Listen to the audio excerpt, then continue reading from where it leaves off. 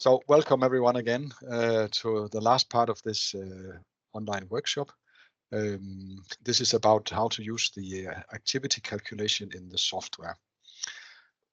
This demonstration is being recorded just as the 4 previous demonstrations and presentations, and the recordings will be available for you tomorrow. You'll get a link. We'll also send you PDF files of the presentations so you can have those as well. But for now, I would like to get started now with the sound on and share my screen. Okay, yeah. So here we are. So the profile analysis part of this software that is based on a paper that was published a long time ago in '98 by Peter Berg and colleagues, old colleagues of mine actually, who wanted to translate these microprofiles into activities. This had been done before, but it was sort of a very random way we did it back then. Now Peter Berg wrote this software that could do it, and this has since been converted into part of the Unison software. And it's the same Peter Berg who also works with the eddy covariance technique that I mentioned earlier today. I will do a demonstration of the profiles, and I will use the file that is installed on your PC when you install our software, the SensorTrace suite. In the documents, Unison's data, demo experiments, you will find a file called demo, profilingdemo.upro. It's a read-only file, so you cannot change it. The reason for this is that we have also made this PDF file, a profiling application analysis application note, which is you can download it. It's 6 pages, I believe, and that sort of carries you through all the calculations and explains what to do and why to do it. So you cannot change the profile. There's this file. You can always get back to the profiles that are used in the application note. If you want to save it, you can save it under a different name, and then it's okay. So the calculation rates in the software, they well, first of all, there will be these bar graphs. So production rate and consumption rate. This is because the production has negative to the right-hand side and positive to the left-hand side. So that's why they are oriented the way they are. And then you will always see the measured data as point, and you'll see the fitted profile here. That is the basis for calculating these activities here. You will need to set a number of parameters, boundary conditions, and so I will get through these in a moment. You will also need to define the diffusivity and the porosity for the calculations. And then you will get an output table down here with statistic parameters as well that I will also get into. So a little bit of theory. This is very similar to yesterday, but a little bit expanded. But in case some of you were not here yesterday, I'll just go through it anyway. So in this profile, we have a bulk water phase that is well mixed, so constant concentration with depth. We get into the diffusive boundary layer here, where there's a straight line, and this indicates that there's no production, there's no consumption, there's only diffusion. And the diffusive boundary layer, that is a stagnant layer of water held in place by the friction with the surface of the sediment. Now, getting in deeper, you'll get into this concave part of the curve, this curvature in this direction that indicates a production, so a negative consumption rate in this case. And if you go deeper, you'll see the curvature going the other way, so being convex, and that will indicate consumption of oxygen, as shown here with this one. I'll go deeper into this with this, as I also did yesterday. So just briefly, we have the well-mixed water phase. We have a diffusive boundary layer with a straight line through because of only diffusion. And then this is sort of a special sediment where there's a layer of inactive sand on top. So there's only diffusion through here. And down here, we have the consumption. Well, first of all, from a profile, you can see the penetration depth, overlapping zones. You can get the concentration of oxygen in different parts of the sediment. So if you're looking for nematodes or whatever, what concentrations are they living at? But you can also do flux calculations. You can, in the water phase, in the diffusive boundary layer, you can calculate the flux of oxygen through this. You multiply the slope of the profile here with the diffusion coefficient of oxygen in pure water. When you go into the sediment, you do basically the same. You still need the slope, but you will then multiply with the porosity, because now there are particles taking up part of the space, and you will multiply with the diffusivity, and I'll explain why that is necessary. See, in pure water, everything is water, so it means that all molecules can move randomly and diffuse easily through water. And you calculate it by multiplying the slope with the diffusion coefficient. In the sediment, as I mentioned, you need to take porosity into account and diffusivity. So first, porosity. For example, in this case, going from pure water to a porosity, let's say, of 0.8. So that means that 80% of the space here is pores and 20% is particles.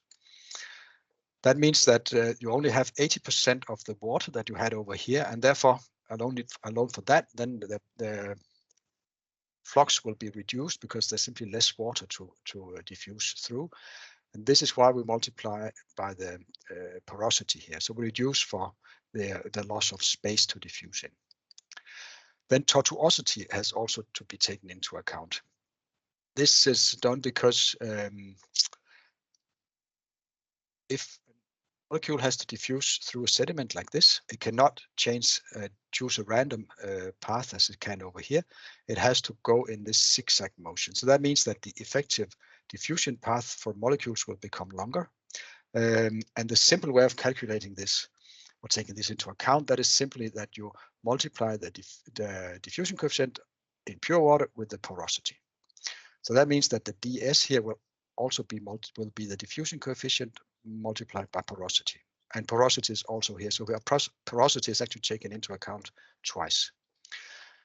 As I mentioned, this was the simple way of calculating the effect of tortuosity. You can do it in different ways, and the software has 3 versions built in. The simple way, porosity times diffusion coefficient. The second option is to take the porosity squared multiplied by the diffusion coefficient. Third one is an empirically derived equation from a Boudreau and Jorgensen paper. It's also mentioned in the manual which paper it is. So it's just empirical. And then you also have this checkbox here in the software, enter DS manually. So you can enter whatever you want, but there are these 3 suggested ways of taking tortuosity into account. Getting back to this, then you can also, as I showed yesterday, calculate the consumption rates from the curvature of the profile by taking the second derivative of the profile. And that will give you this sort of net consumption rate in this area, shown by this bar graph, by the second derivative, again multiplied by the diffusivity and the porosity. Okay, so this software will analyze profiles measured with any of our profiling systems. Also, if you record the profile directly on the field multimeter or on the field data logger on the mini profiler here, the software has the import function, so it will be the profile will be imported as a proper profile with depth and concentrations, and you can do all the calculations on it as well. This is for lab. This is for down to 10 meters. This is down to 6 kilometers water depth. Yeah. So first thing when working especially with an oxygen profile, that is to find where the sediment surface is relative to the profile. And as I mentioned yesterday, you can use a microscope to get an idea, or you can simply just look at the profile. This may look a little bit odd, but as I showed also in the demonstration of the profile of the software, of the field microprofiling system, you can zoom in on the data as you want. And in this case, I've zoomed in on the data in what I believe is the diffusive boundary layer. And then by using a ruler on the screen, I can see that these data points, they are on an exact straight line. And then when you get further, then the profile bends and starts to curve the other way. And this makes perfectly sense so that you have this a straight line in the diffusion boundary layer and you have a different slope when you get into the sediment, simply because the slope needs to be steeper now to get the same flux. You must assume that the flux in the surface of the sediment is almost the same as the flux up in the diffusion boundary layer. And since the vertical axis is the x-axis, then the slope of the profile here is actually higher than it is up in the diffusion boundary layer. And therefore you can have the same flux here and here, even though this occurs in the sediment. So this is a very good indication of where the sediment surface is, that you have a break in the slope here in this direction. And these are profiles measured in the setup I showed yesterday, where I created a very nice diffusion boundary layer by blowing water across the surface of the sediment. And this is a better way than what I showed in the demonstration a moment ago, where you don't get as nice diffusion boundary layers to see. Okay, then when you have decided where your surface of the sediment is, then you need to tell the software something about the depth intervals and boundary conditions. Oh, you will have to tell them. Yeah, I'll show you this in the software in a moment. Just to tell you here that you will the boundary conditions you will choose. In this case, I've chosen to the bottom concentration and the bottom flux. That means these two parameters are constant. They are not changed in the calculation, and then the rest of the parameters can be calculated. You need to fix two of these variables. And there are different options for that, as I'll show. You need to set some intervals, so where to start the calculation, where to stop the calculation, how many zones you will allow it to calculate the activity in, and what the minimum width of these zones can be. You need to define the diffusivity and the porosity in this window here. I will also get into details with that. Just show that this is dependent on the salinity and the temperature. So you will need to enter salinity and temperature here in order to get the correct diffusion coefficient for oxygen in water. Okay, then the diffusivity, you need to determine how to calculate that. And the simple one, as I've shown, is very good for fine sand and mud with high porosities and biofilms. And so if you have more compact mud, you get deeper into the sediment, often you will, the second one here is a better description of the porosity, of the tortuosity and effect of that. And the last one here is claimed to be good for all kinds of sediment, but you can play around with that.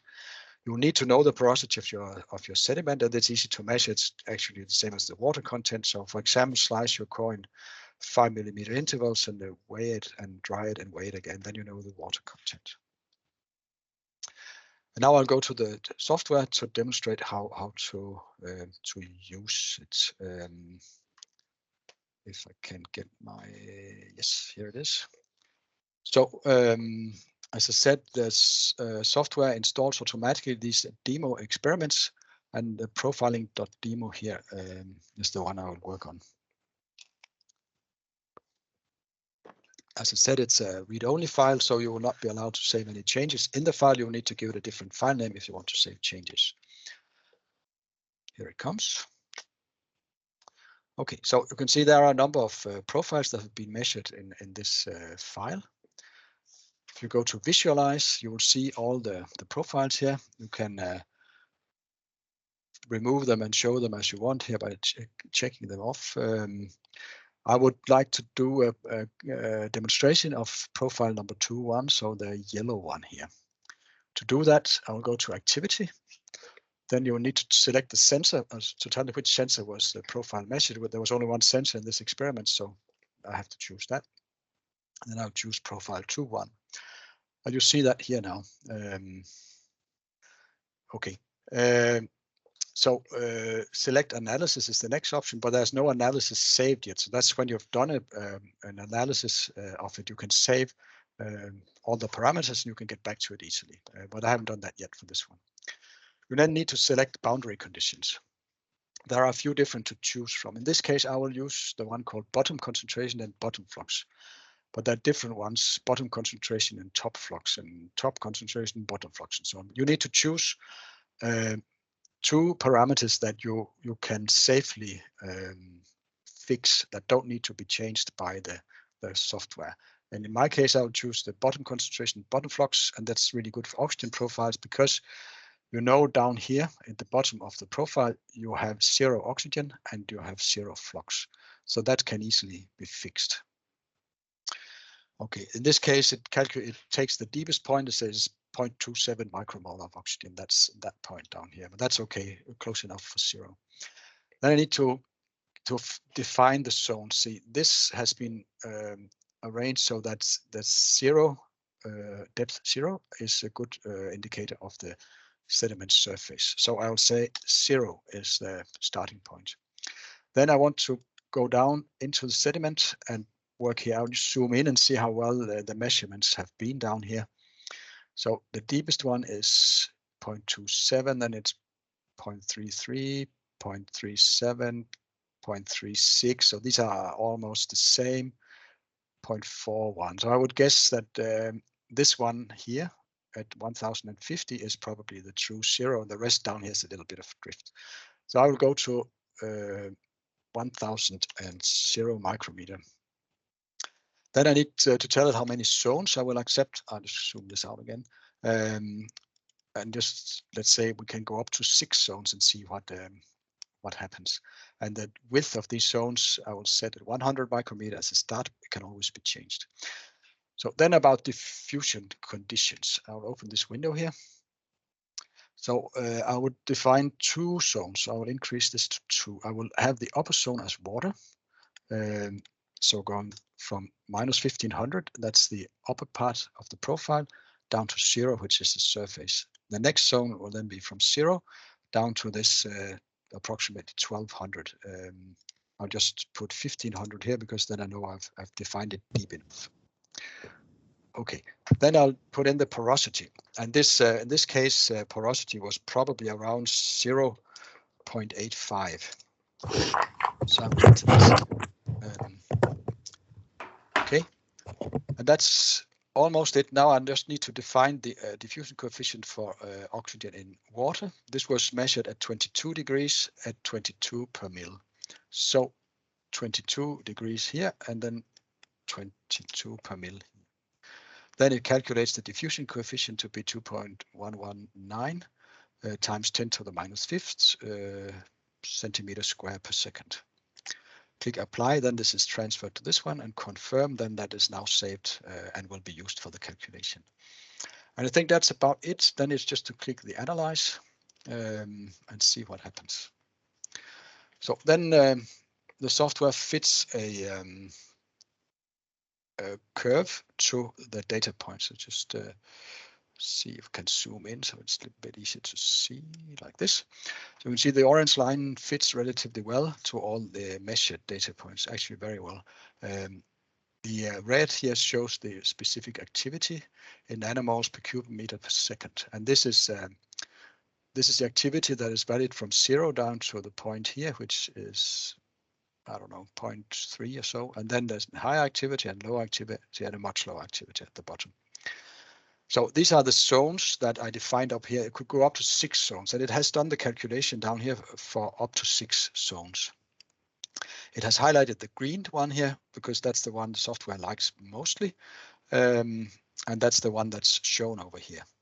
You can click the other ones and you can see how it changes, and you see with 3 zones only, it does not do a very good job of fitting the curves here. If we go to 2 zones, it's not any better than 1 zone that's clearly off. If we go back to 4 zones, we have the nice fit.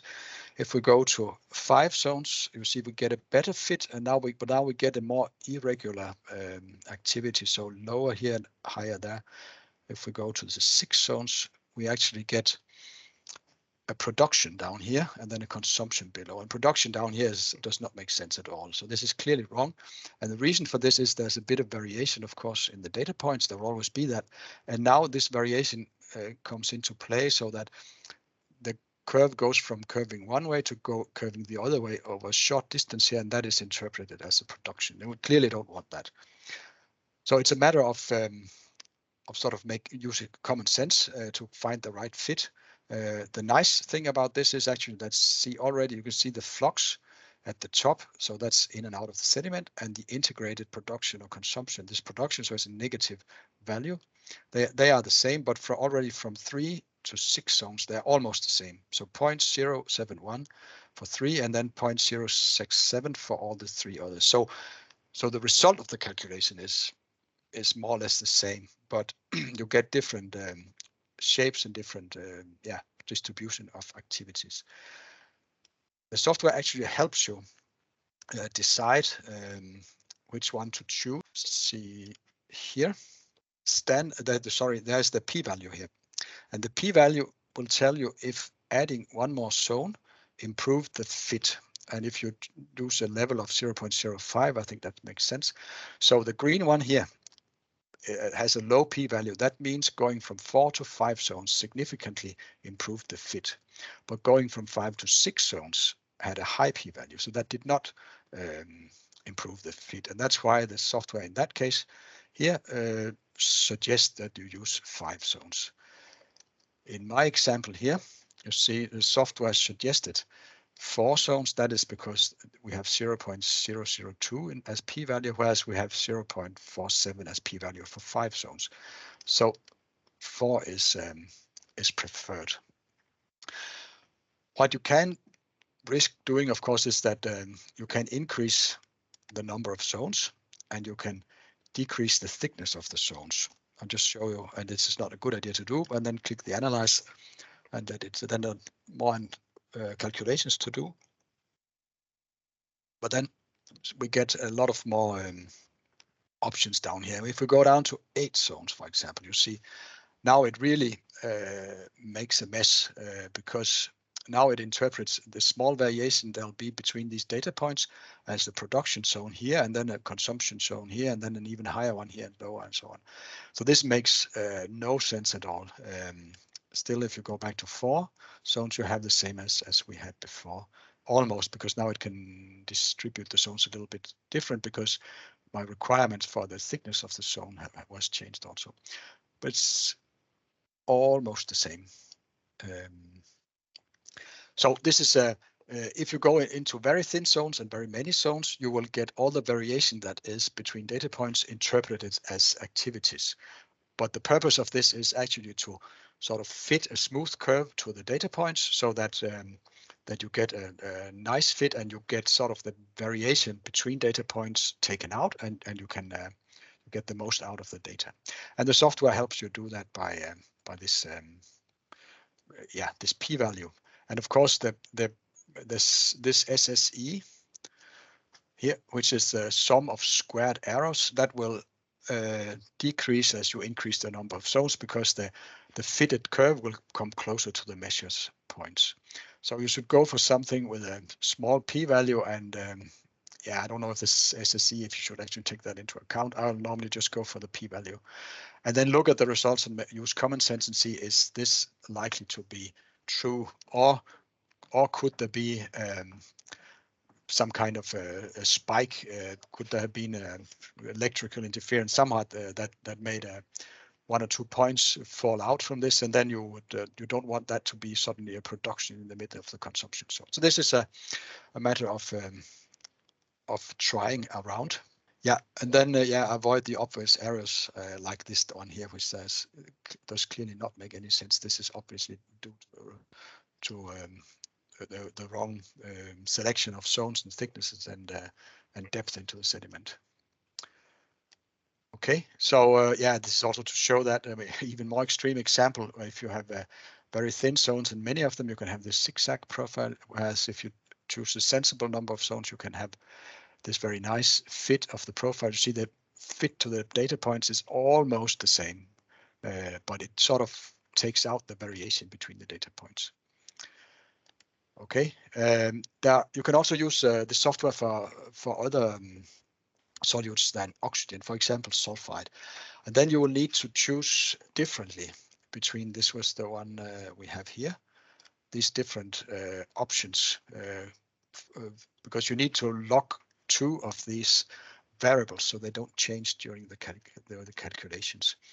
If you want to work with sulfide, then I would suggest that you use top cons and top flux, so this one here, because this is sort of the opposite of the oxygen situation. So you will know that at the top at 0, you will have 0 sulfide and you will have this flux of 0. So you can safely freeze these two variables and then calculate on all the rest. So this, depending on how your profile looks, you may need one or the other. It may also be that you have measured as an oxygen profile that doesn't go to 0, and then you will need to choose a different one. But play around and see what makes the most. Yeah, and if you want, you can play around with the software and or with the example file, and you can try changing all these intervals, diffusion rates, and porosity, and all that, and the way that diffusivity is calculated, and so on, and see how big a difference it makes.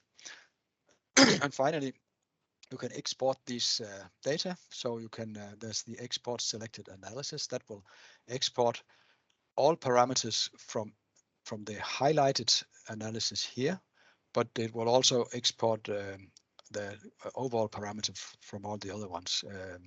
That's the ones that's shown here, but it will also export the fitted profile and the measured data and so on. So you'll have all the information available in that file. Yeah, now I think, there's the one save solution was the button I didn't show. Export selected analysis, you will get a PDF or Excel file. If you click Save Solution, you will save this analysis here in the file here. So if you go to another profile, for example, like this one, and then you want to go back, you double click the analysis here, and it will load the profile and the analysis with all the parameters that you defined when you did the analysis. You can always get back and see what you actually did. Save solution it is. You can calculate both fluxes and consumption and production rates for the profiles.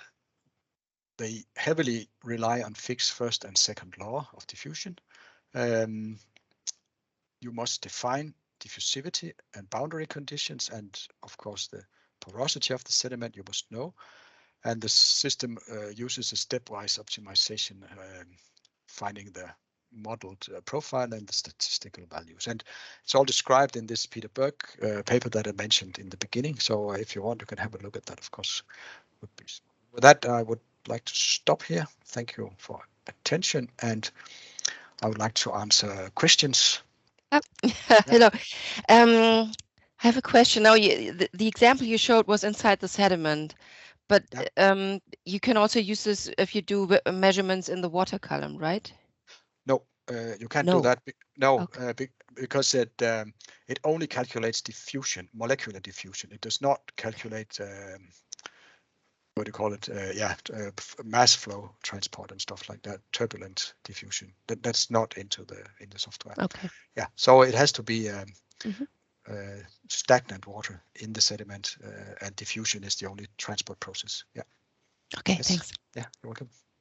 Yes. Yeah. Okay. Thanks. I have a doubt related with the profiles, with the calculation that you did right now, because in the last lecture or talk, you mentioned that we can do some profiles in the same core. Yeah. So I wonder if I wanted to have representation of the consumption. Could I do an average of all of these profiles in order to have a better representation, or I should do one calculation of consumption of each one and then have an average? Or the software will the software will only allow you to do the calculation on individual profiles. So you'll need to do the calculation for each profile. But once you get started, it's really fast because the profiles are so similar, the diffusion and all things are so similar. So it's really fast to do. You can, of course, always in Excel, then when you have exported your profiles, you can make the average of the concentration in each depth, and you can then plot a sort of an average profile with standard deviations and so on each depth interval. Some people do that, and that's a fine way of doing it. But you need to do the calculations on the individual profiles, and I think it will also not be be correct to do it on an average profile, because they will, the diffusion is driven in each individual profile by the gradients. Yeah. So okay. But once I have the calculation of each average, of each profile, can I do the average of various profiles, or I can decide which one I can use? That's up to you how you handle the data, but yes, you can. What I would do, and I have done, is to, I think I measured the last cruise I was on. I measured 5 profiles in each sediment core, and then I did all the calculations here on each individual profile, and then exported them, and then you can make an average of the flux, for example, in and out of the sediment and whatever you want. But now and then. But we could, and you could also make an average profile with standard deviations on, so you could see how much people can see how much variation there was between profiles. But often I would just plot individual profiles and show them. I think that also gives a lot of information. Yeah. Okay. Thanks. You're welcome. Yeah. There were some questions in the chat as well. What would you use as the boundary condition for an N2O sensor? Well, it depends on how the N2O profile looks. If you're working in a sediment, I would expect often that you will not have N2O in the oxic zone, but maybe a peak in the anoxic zone. And if that is the case, then you will have 0 N2O in the close to the at the surface, and you will also have a flux that is 0. So there you can choose the same as I showed for the sulfide profiles. Often an N2O profile would have a peak down in the sediment, but there will not be a flux out of the sediment. There will not be there will be 0 concentration also. Then you can use the same. If there is a flux out, and you might find you can also, there's the then maybe at the bottom there will be 0, and then you can choose just like for the oxygen profile. It depends on the individual profile. You may also need to make a guess if there's none of these, you can find 2 zeros. Then you may need to make a guess of a flux, and then see how the profile fits, and then see, okay, this was wrong. Then I change my guess of the flux, and then you can see up here in this case. I have the bottom concentration and bottom flux. If I had I could see there was a flux. I could enter a flux and see what happens to my calculation, and then I could change it again until I get a good fit. So you can play around with it. You're not locked by these. There are these 5 different options, but they don't need to be 0. You can also actually give them a value. That's also possible. You have a question? Yeah, thank you. Thanks for the nice presentation and taking the time to answer questions too. So you mentioned earlier that this works primarily for stagnant sediments. What about dynamic sediments? What options do I have? Is there any modifications I could do or use other tools for? For what sediments, sorry? Dynamic sediments, where you may have advection process inside the sediments? Well, this software will not work if there's advection. It will only take molecular diffusion into account. That's right. And I don't know if you should build a software similar to this, but add a module that could that would allow for advective transport. That would be interesting, but not so easy maybe. Yeah. And I should mention this software actually on Peter Berg's webpage. You can download his original software as well, where you can upload profiles. So if you have a profile of sulfate concentration in the sediment, you can use the software to model that as well. Our software only allows modeling of profiles recorded by our equipment, but you can use Peter Berg's software for every other profile. Maybe he would be interested. He has actually made, I think, a modeling. He has a paper where he looks at the effect of ebullition, so bubble formation in sediment and bubbles that escape up through the sediment, and they make mixing. Maybe you should go and have a look at that paper. Maybe that could be. Is that in the Unisyn's website, the paper, or? I do not think it is, no. But Peter Berg, and then I don't remember the others, but I think the title has ebullition in there as one of the words. Ebullition, okay. Got it. I'll try and search for that. Yeah, okay. Yeah, that may would be similar problems he's facing there, I guess. Yeah. Okay, thank you. Yeah, welcome. I think we are coming to an end now. Thank you very much for attending this presentation and the others as well.